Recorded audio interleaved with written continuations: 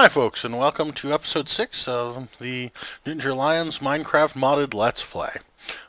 If you recall, last episode we made ourselves a sword, a axe, and a what is this? This is my dirt scoop, all for clearing out mines. And I wanted to show you why I had gone through the effort on each one of those tools of using a paper binding so that they were writable.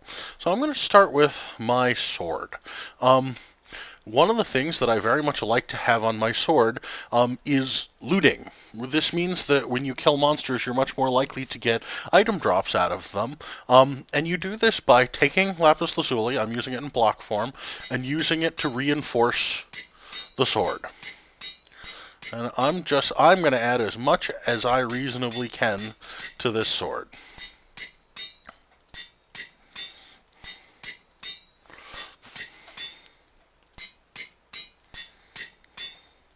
I'd like to run all the way up to the maximum possible 450.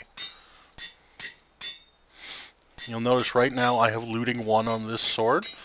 I'm working my way up towards looting 2, which is where I'd like to be.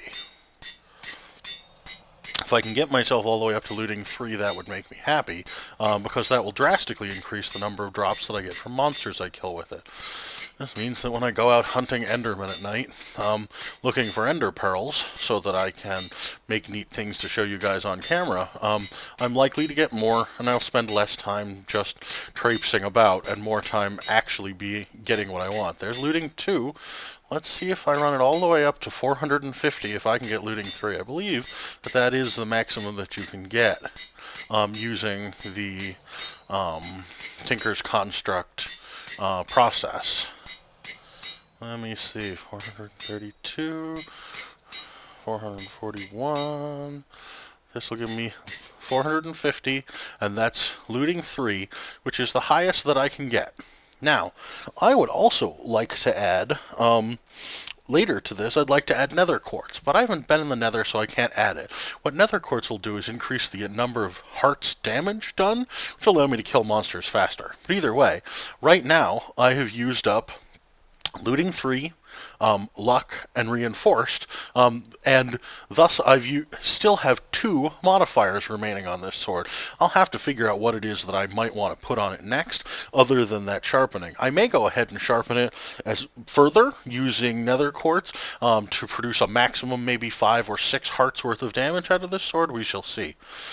Now, I want to do the same thing with my pick. Now, I know that I told you guys earlier that I really wanted to have silk touch on my pickaxe, so that when I mined something like diamond, I didn't get individual diamonds, but I got the diamond ore.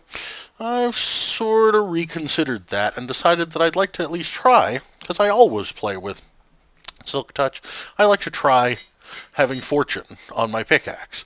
This will increase, you'll notice, the amount of diamonds that I get out of it, which means that I don't have to process it quite as far.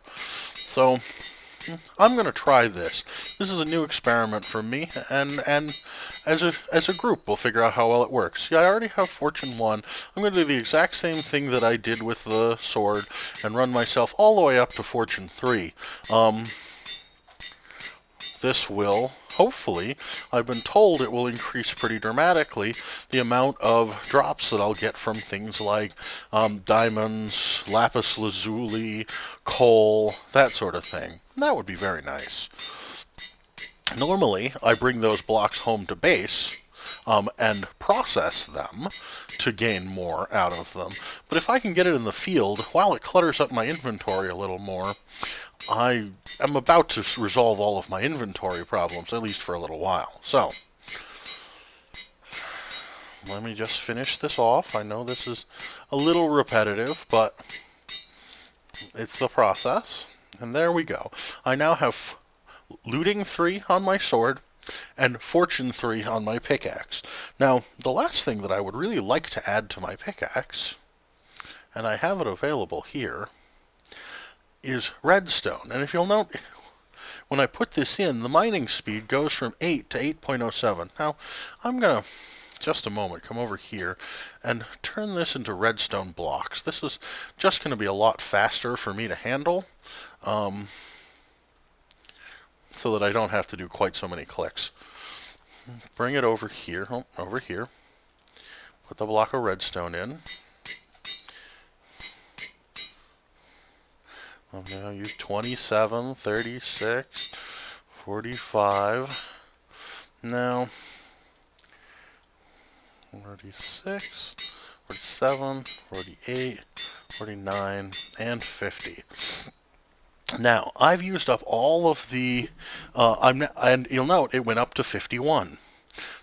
This means that I'm going to be able to, my mining speed is 12, and I started out with an 8. This means that I now have a pickaxe that will tear through the ground much faster than I previously could. Let me see. Let's bring it right up to 100. Now, I have a pickaxe that has a mining speed of 16. Having started with 8, I doubled the speed that my pickaxe can mine at.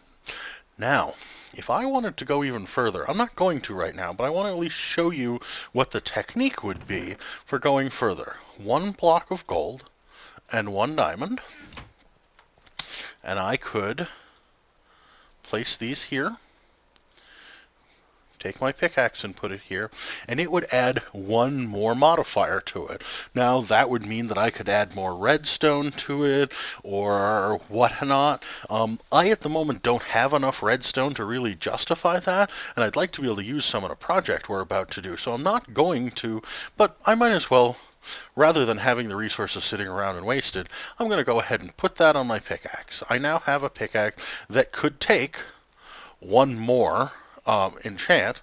I could, for example, go ahead. Oh, I guess I can't put any more than this on it right now. Let me, just a moment. Apparently I did not process it. There we are. Now it has 1 more modifier remaining. If I chose to, I could stick this block of redstone on. I'm not going to, but wanted to show you how that process worked.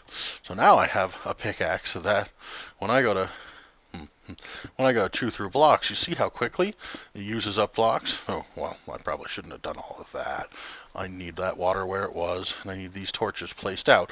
But nonetheless, you can see that my pickaxe now moves a huge amount faster, which means that my process of mining is a lot more efficient, and when I go down in the mines to bring up ores so that I can show you guys neat new things that I'd like to do, I do so much more quickly. Now,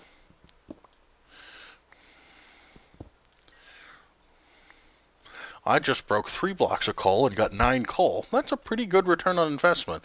At some point soon, I'd like to see how well that works with other things but coal. But nonetheless, there we are. And the next process that I'm going to do, I'm going to come up here and I'm going to automate the regular processing of this, because I regularly forget to come up here and clean up this sugarcane, and I would really like it to automatically harvest for me and load itself into a chest so that when I want sugarcane, I can come and get it.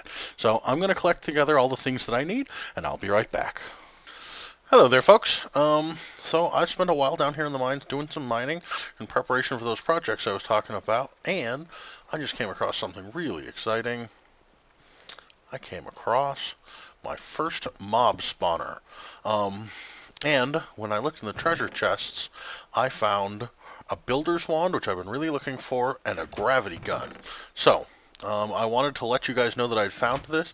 I actually think what I'm going to do here is leave almost all of it right in place, and use my gravity gun to steal this spawner and move it to somewhere that'll be more useful to me. So the reason that I would do that is that as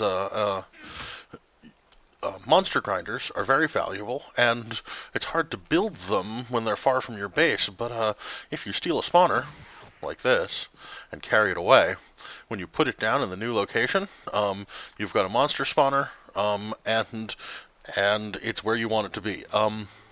It's going to be a little bit risky trying to figure out how to get this home, because quite frankly, it's been a while since I knew exactly where home was, wandering around in this set of caves. But if I can get this home, I have myself a real advantage. And I could theoretically put it down in between, but unless I put it down right next to a torch, I'm going to have monsters immediately begin spawning all over me. Please, please. Anyway, so I just wanted to let you see that, folks, and I will let you know how it worked when I get back to base. Thanks. Hello again, folks. So I had told you that I was going to come in here and show you the process of automating this sugarcane farm. The first item that I need to do that is an obsidian transport pipe. The recipe for an obsidian transport pipe goes like so. 1 glass in the center, 1 obsidian on each side. That gets us 8 obsidian transport pipes. We only need 1, and I already made some. So let me come up here and show you what an obsidian transport pipe does.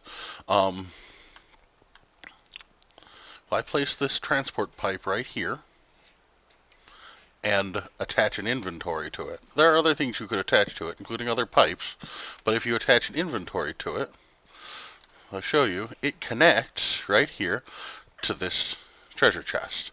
So what does that mean? Well, that means that if I knock all this stuff down and some of it lands in the water, which it inevitably does, it flows downstream and gets sucked up. Let me toss the ones in my hand just to prove the point. This stuff flows downstream and ends up automatically pulling up into this chest. Now there are ones that land here and they're a little bit of a pain. There's nothing I can do about those at the moment, except design a system that doesn't create many of them, which is what I intend to do.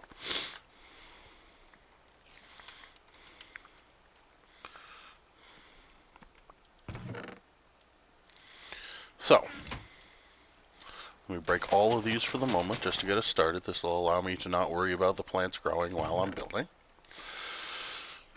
So, what I'd really like to do is design a system that pushes all of the blocks of sugarcane into the center. The easiest way for me to do that is using pistons. So, I'm going to need a wall of pistons. Well, pistons aren't that hard to make. Pistons involve a good chunk of iron, a bunch of redstone, which I've got lots of, obviously, a bunch of cobblestone, and some planks of wood. Let me see if I have any planks of wood down here, or if I have to go up to my apartment. Plenty of planks of wood down here. Good.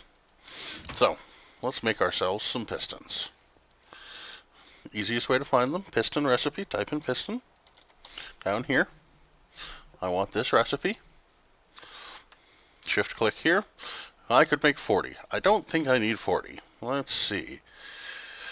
My total build should be 8 and 8, 16, 32, and I already had 3, so I need 29 more.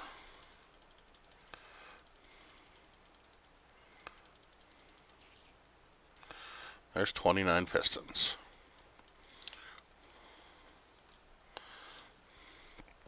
Let me take them and lay them out.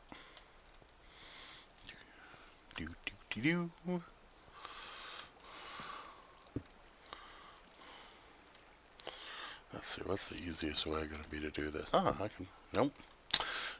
Placed it in the wrong direction. Gotta break that one. I'm not used to how fast my Elamite pick breaks a lot of these things. This is wonderful, but a little surprising sometimes. You know what? I'm going to do this in bat form. This is just going to be a little bit faster, I think.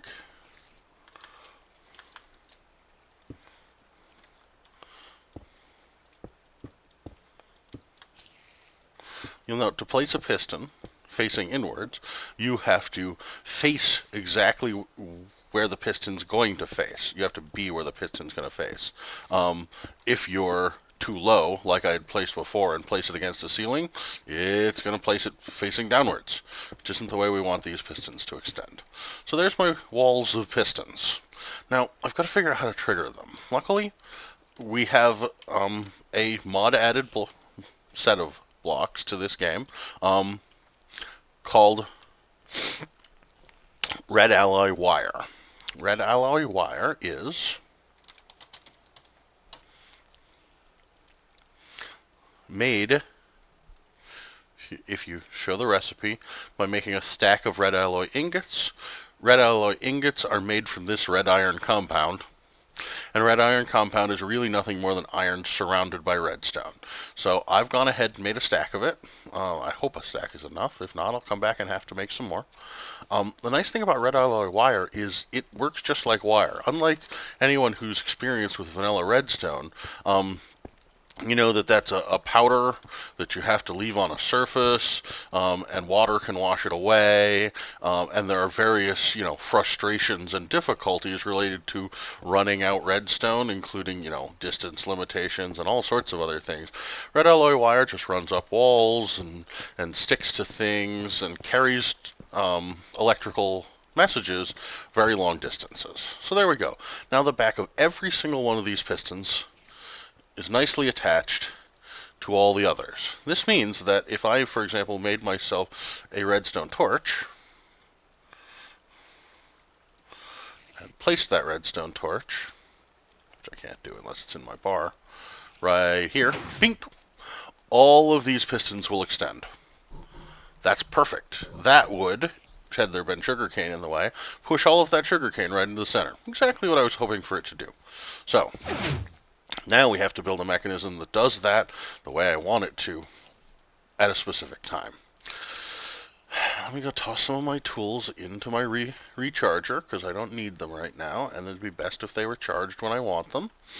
If you guys know, I also made myself a chisel and attached electricity to it because I'm working on another project that you guys will see pretty soon. So, what does this need? Well, this needs a timer.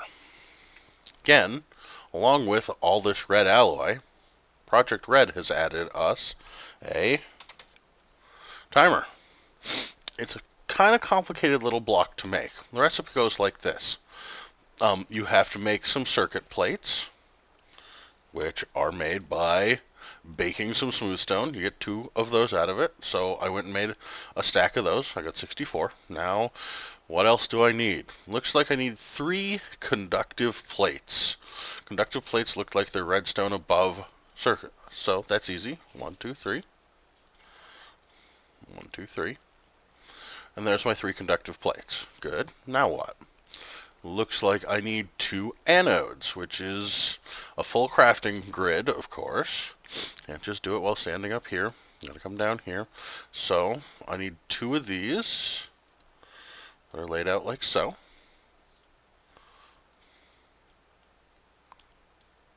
Oh, looks like 1 recipe makes 3. So that's plenty for me. Now I need a cathode. Okay. There's that torch that I made. And this, not that. There's my cathode. And my pointer. Let me see. I need another redstone torch and 1 smooth stone. Do I have any smooth stone? Yep, plenty. Good. So let's go ahead and make another redstone torch. Put it in the middle with a smooth stone above it. A circuit plate below it. There's my pointer. And combining all of them, shift click on that question mark, and there's my timer. So, what is the timer going to do for me? Well, it does pretty much what it says on the box. If I put this timer down,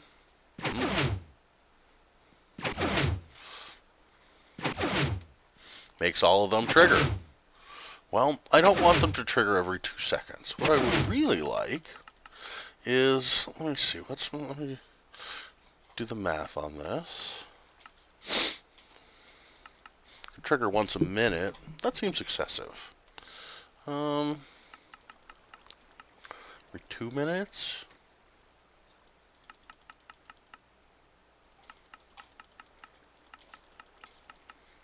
Every 5 minutes seems about right.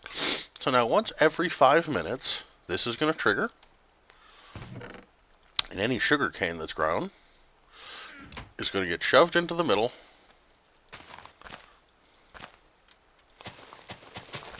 Where it will flow down this water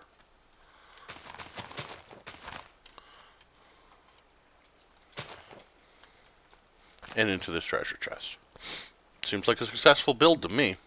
I'm going to add a couple of little touches. I'm going to put a block here, one here, anywhere that I can reasonably put a block to make sure that sugarcane doesn't fall into another place, because that would be a little frustrating. Sugarcane can fall there. That would make me perfectly happy. That's our lighting. I think we pretty much got this all set. Sugarcane's... Oh, one more stack right there, just to make sure sugarcane doesn't land on top of that. There we are. There's a successful automation of a very simple sugarcane farm. Now, I have a couple other projects in the works, and I'd really like to tell you guys about them. The first major project that I've been working on is I've decided that it's time to build myself a house. Now, I'm about ready to bring some materials out there because I got an area that I've picked out. I've got a little bit of a layout going on. Let me take all the sugarcane out of here, actually, and no use having several inventories full of sugarcane around here. Go up here. Load this chest up with that sugarcane there. That gives us a base stock. So let's see. I'm about to bring out some of my flooring. Now, this brownstone road surface seems pretty simple, but let me tell you, it's been one of the most expensive pieces of flooring I've ever made in my life. This brownstone road, the recipe for it, seems simple. We just chisel some rough brownstone. Well, how do we make brownstone?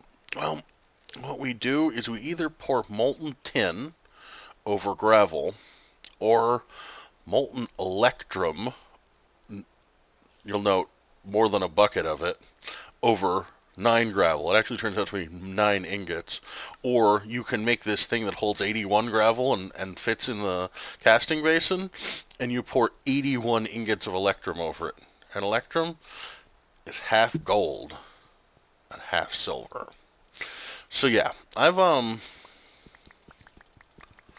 made myself quite a lot of it, and I need some more. I've also made myself some of this stuff, glowstone glass. Again, the recipe for this is not so simple. It's thickened glass surrounded by glowstone. Thickened glass is made out of smelting sandy glass, which is regular glass and sand. So it's really just a lot of sand and some heat, but it was the glowstone that was expensive, because I haven't gone to the Nether yet. And this all brings us up to why it is that I haven't just built my house and shown it to you, because I have a pretty major project that I'd like to do before that happens. I should have brought out a sword out here. It's daytime, but these guys are still going to be a pain. That's frustrating.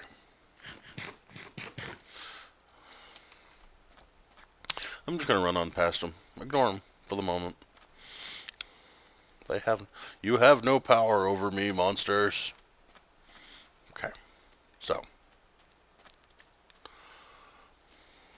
I've leveled this entire area here and laid out in cobblestone the intended surface dimensions of my house. What I intend to do is to build this area that I'm standing in right now up and place flooring in it. This area in here is going to be an inner courtyard. I'm not sure if you guys can see this on camera, but right here is a Thaumcraft aura node. I don't want to break that. I don't want to cause it any trouble, so I put a block on top of it and some lighting. So, yeah, my intention is to build my house this big, and to use, unfortunately, because they look good and they work really well for my purposes, I think that I'm going to be using some pretty expensive materials in the process of building this house. So, there's that. So I need to automate the process of making more glass. I need to automate the process of making some brick, sandstone bricks that I'm using. And all of that's going to use a lot of power. And so I could run all that off coal, or I could chop down all the forests nearby and run all that off wood. But I think that what I'm going to end up doing is running all that off of lava. And that means that it's just about time for me to make my first trip to the Nether, which I also need to do to get more glowstone to make those glowstone glass that are going to produce a lot of the lighting for my place. So, I have several reasons for needing to take a trip to the Nether, and so I'm going to get tooled up for that trip, and make that trip, and then I'm going to show you the things that I made and what I prepared for, and then next episode you guys are going to get to see me go wandering into the Nether. So, let me just take a minute off camera, and I'll be right back. Okay, folks, from my primary staircase down, right next to where I left that mob spawner, which at some point will be turning into a grinder, but not right here, I built myself a little passageway with an iron door and an obsidian pressure plate, and then set up my portal. Do I have it set up wrong? There we go. Now, I brought some treasure chests. That's because I usually set up a chest right here to remind me to drop off all the items that I don't really intend to bring in the Nether. I only brought myself my repaired bronze crusher pickaxe because I don't want to bring anything into the Nether, at least on my first trip, that I'm really scared of losing. I may find myself standing in the middle of a lava lake on my first go. So, let's see what this looks like. I'm excited. Well, at the moment, it looks like red fog. Not surprised. Oh, okay. So I find myself spawning on a soul sand, otherwise known as slow sand, beach. That's going to have to get replaced really quick. Let's see. I see down there a little bit of a fortress still spawning in. A little bit of a lava lake. There's another lava lake over here, the map says. That's kind of nice. Obviously hasn't all spawned in. Okay, I started in a pretty acceptable spot. I'm going to start by digging myself out some of this soul sand and replacing it with cobblestone, because I really don't want to be moving slowly on my initial entrance and exit to the Nether. It's scary enough in here without moving at half speed. Let's see, that will give me a reasonable platform. And it looks like my portal is set up so I'd have to jump to get out of the back, but I might as well fix it up back here too. At the moment, I'm perfectly fine with having a portal that I can only enter and exit in one direction. It produces a certain type of safety. And now, I'm going to notice the one thing I did bring was plenty of cobblestone. I'm going to build myself a little bit of a beachhead, a little bit of a safety room, so that, for example, if there are ghasts up there crying and spitting fireballs, that I at least have, you know, a layer or two of stone protecting me from said fireballs. I might as well pick up this slow sand because it can be potentially quite useful. But I'll be coming back here later with the idea of acquiring things. You hear that crying sound? I'm not sure if you guys can hear that, but I can. That crying sound is a ghast, and where that crying exists, fireballs are sure to follow. So I'm working hard to get myself indoors so that when that ghast comes nearby, or if that ghast comes nearby, that I won't be directly in the path of fireballs.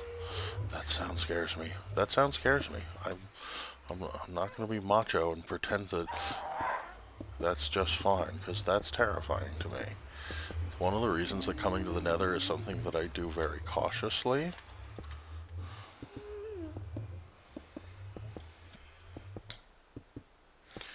I don't want my portal, for example, to be destroyed in the process of just getting started and set up in the Nether. There. now have my first beachhead, as it were, in the Nether.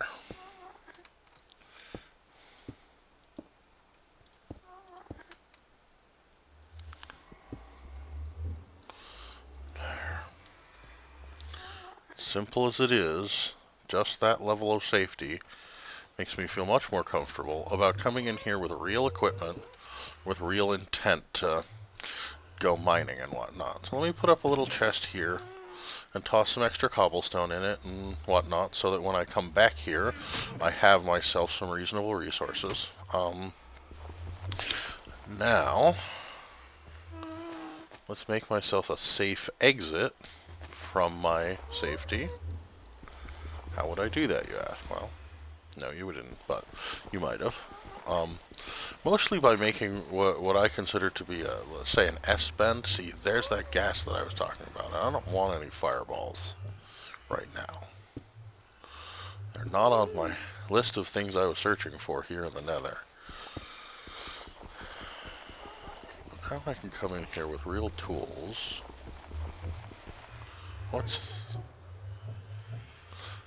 This tainted soil is the problem. Tainted soil is a new addition. I'm not sure if this is...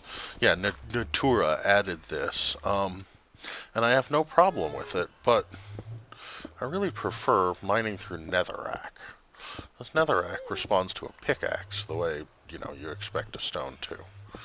There. That gets me to a little teeny interior space that I can start my mining from, and when I, for example, carve myself an exit back out to the surface, when I won't destroy my portal, I won't destroy my little safety room. So there you guys go. There's my first entrance to the Nether, my first terror from a ghast, and my first basic bringing of making of safety. And hey, while I'm here, I'm just going to go ahead and mine this here nether quartz that I see. It's not necessarily it's pretty useful, I'm not going to lie. It's some pretty useful stuff. It's one of the big reasons that I usually come to the Nether. Okay, so back home to safety. So there you go, folks. There's my first trip to the Nether. An explanation of why I went there in the first place, house building. My finding of my first mob spawner that I can use for well, making myself a grinder later. And I guess that's about it. So I hope you guys enjoyed the episode, and I will see you next time. Just a quick addendum at the end of this episode, because I thought you guys would like it. I've spent a while out in the Nether. I've done some exploring. If you look at my map, I got a bunch of waypoints. Found myself a blaze spawner. I found myself all of this. I found the diamonds and the... I remember there were a couple of other things. A collection of stuff in a treasure chest or two. I've got some nether quartz. Obviously didn't focus on getting it. Got some ardite and some cobalt. I'll be turning that into some manual later to make even better tools. And I've got a whole bunch of glowstone dust, which I'm going to need pretty bad. I also spotted out a place where I'm going to set up my nether lava removal process. So you get to check that out next episode. Anyway, talk to you later.